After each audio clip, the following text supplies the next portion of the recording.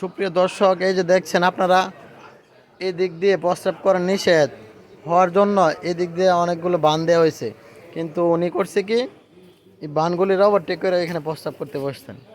আসলে আমাদের সমাজে এরকম কিছু মানুষ থাকার জন্যই সমাজের পরিষ্কার পরিচ্ছন্নতা বজায় থাকে না। একজন দোকানদার এত কষ্ট কইরা প্রস্রাব যাতে না করতে পারে এই জন্য এই যে বান দেওয়া হয়েছে। উনি করছে কি বান ওভারটেক কইরা ঠিকই কিন্তু প্রস্রাব করতেছে। সুতরাং আইন আছে, আইনের বাস্তবায়ন করার মতো কোনো লোক নাই। এই যে আমিও যে ভিডিওটা করতেছি, মনে করেন আমিও কিন্তু এই ভিডিওটা অনলাইনে ছাড়তে পারবো না, কারণ উনি খুব ক্ষমতাশীল লোক, তো এই ভিডিওটা ছাড়লে পরে আমার উপর অনেক সমস্যা হওয়ার সম্ভাবনা আছে। প্রস্রাব কি আটকে রাখা যায়? ভাই আপনি প্রস্রাব আটকায় রাখবেন না, ঠিক আছে, কিন্তু এই যে দোকানদারে তো কষ্ট করে এখানে বিড়ি বান দেওয়া হয়েছে। এই যে দোকানদার, এই সালাম আলাইকুম ভাইজান, উনি যদি এখানে প্রস্তাব করতে পারে আমরাও প্রস্তাব করুন, সমস্যা কি? সালাম ভাই, ভালো আছেন? আমরাও প্রস্তাব করুন। এই যে দেখেন, ভাই ভাই ভাই, আচ্ছা ওই যে আমার কাফো ভাঙা হয়, বুঝলেন? আচ্ছা এই লোকে প্রস্তাব করছে মুদ্দে আসে আমাকে দুইটা তিনটা কাফো ভেঙে গেল প্রতিদিন। আমি দুইটা কথা বলবো, বাইরে হইলো নি ভাই, আমি দুইটা কথা বলবো। আমি তো মুদ্দা লাগবো, আমার কাফো ভেঙে গেলে ভাই এরকম কত হইলো ভাই? আপনি তো বিড়ি বান দিচ্ছেন যাতে না ঢুকতে পারে। বাইরে তো আমার লেছি মানে আইবং মুদ্দা লাগে বুঝতে সেরা ভাই, আমার দিনে সেটা প্রতিদিন কাপ ভেঙে আচ্ছা, আমি সরি, আমি দুঃখিত, শুনেন, আমি দুইটার কথা বলি। বাংলাদেশে এই পর্যন্ত কোন আইনটা বাস্তবায়ন হয় এবং হইলেও তা মানে কয়জনে? এটা তো বাংলাদেশ বলে কথা, ঠিক আছে, আপনার কথা ঠিক আছে, কিন্তু আপনি নিজে যদি সচেতন হইতেন তাহলে কিন্তু আইনের অমান্য হইতো না। আপনি নিজেই তো সচেতন ভাই, আমি বাইক গিয়ে প্রসব করি ভাই, আমি তো দোকানে পিছিয়ে আমি। আচ্ছা এখন ওই যে এই লোকে যে প্রস্তাব করলো আপনি তো সরাসরি দেখছেন, এই লোকে আবার কাস্টমার দিকে প্রসব করে এবার প্রতিদিন দুইটা তিনটা করে কাপ ভেঙে যায় ভাই।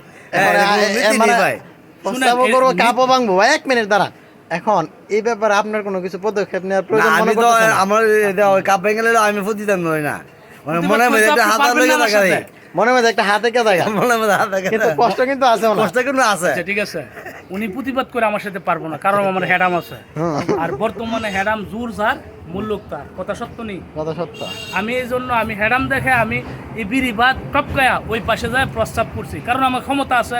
বাংলাদেশে এখন এটাই চলতেছে, যার ক্ষমতা সেই অপব্যবহার করতেছে, ঠিক আছে।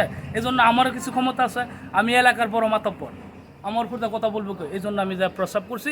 বাংলাদেশের আইন আমি জানি, কারণ আইন আছে না গরিবের জন্য, আইন হইছে নিরীহ মানুষের জন্য, আমার মতন হেডামুলা লোকের জন্য না, ঠিক আছে ভাই? এটা তো আপনি জানেন যে ক্ষমতা কোনো সময় চিরস্থায়ী না, ক্ষণস্থায়ী। হয়তো আপনার এই ক্ষমতা একদিন চলে যাবে, কিন্তু মানুষের মনে কষ্ট দিতেছেন, আঘাত দিতেছেন, এর পরিণাম কিন্তু ভয়াবহ হতেও পারে। আচ্ছা, আপনি যে কথাটা বলছেন এইভাবে যদি অনেকেই বুঝাইতো, আসলে আমি কিছু ভালো হয়ে যেতাম, আমি বুঝতাম, কিন্তু আসে না তো, কেউ বুঝাই না তো। কারণ আমার ক্ষমতা আছে, আমি ক্ষমতা দিয়ে আমি এই করি সেই করি, অনেক কিছুই করি। অনেকজন আমাকে অনেক কিছু বলে না, ঠিক আছে। ক্ষমতার জোরে আপনি গরিব দুঃখী সাধারণ মানুষের উপর অত্যাচার করবেন। এই যে একটা লোকে এখানে প্রস্তাব করা নিষেধ বলছে, আপনি করছেন কি ক্ষমতার জোরে ঠিকই প্রস্তাব করছেন, আবার এই লোকের সামনে বলতেছেন যে আমার ক্ষমতা আছে, উনি আমার কি বলবো? এই ক্ষমতা কি চিরস্থায়ী কিনা? না, এটা ঠিক আছে, ক্ষমতা ক্ষণস্থায়ী, চিরস্থায়ী না, এটা সত্য। একদিন কিন্তু আপনার এই ক্ষমতা চলে গেলে আপনি যাদের মনে কষ্ট দিতেছেন, আঘাত দিতেছেন, তারা হয়তো আপনার আবার এর প্রতিদান হিসেবে আর এর চেয়ে বেশি ভয়াবহ কিছু উপহার দিতে পারে। কিন্তু এইভাবে তো আর কেউ বুঝায় না, বুঝছেন না? আজকে আপনি বুঝাইছেন, ঠিক আছে, ইনশাল্লাহ আমি আর ক্ষমতার অপব্যবহার করব না। আর আপনাদেরকেও বলি, বাংলাদেশে বর্তমানে যারা ক্ষমতার অপব্যবহার করে, যাদের ক্ষমতা আছে, তারা অন্তত গরিব দুঃখীদের রূপে জোর জুলুম করেন না, এই ক্ষমতা দেখেন না। এই ক্ষমতা কোনো দিন চিরস্থায়ী না, এই ক্ষমতা একদিন চলে যাবে। ধন্যবাদ ভাই, আপনি বুঝতে পারছেন। ঠিক আছে, আশা করি আপনি ভবিষ্যতে আর এরকম করবেন না। ঠিক আছে ভাই, আমি আর এই করবো না, ঠিক আছে, ধন্যবাদ আপনাকে।